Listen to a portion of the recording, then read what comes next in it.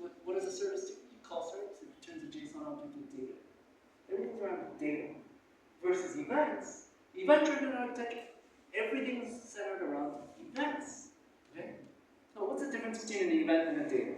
So let's say I did an address change. Okay? In a service-oriented architecture, I'd send the address. Right? The service itself has changed my address. I'd send the address. Event-driven architecture, I send the event. I changed, or someone changed an address. Right? That's the biggest difference. Event-driven architecture also is an asynchronous mode. There's usually an event bus, right, where actually publishers are publishing events and subscribers are then consuming events. And it's a very asynchronous mode. So one of the biggest advantages is this concept of loose coupling. Very, very loose coupling. Right? Service-oriented architecture, everything's around the contract, right? The service is contract.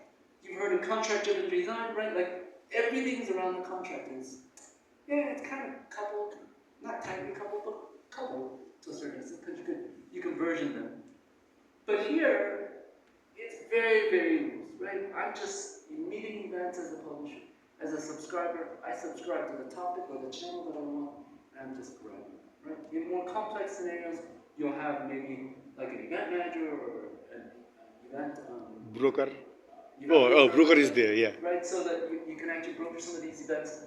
But essentially, it's a very decoupled, asynchronous architecture. Now, there's nothing new about this, right? Like, if you've been in software for 10, 15 years, 15 years ago, this was around, right? RabbitMQ, right? Like, there's lots of messaging queues around back then. Yeah. This used to be called PubSub, right? Publisher subscribe. And mainly it was used for kind of notification and some very distinct use cases. These days, though, for some odd reason, and the odd reason is microservices, but they're combining event-driven architecture and microservices to build full-on applications.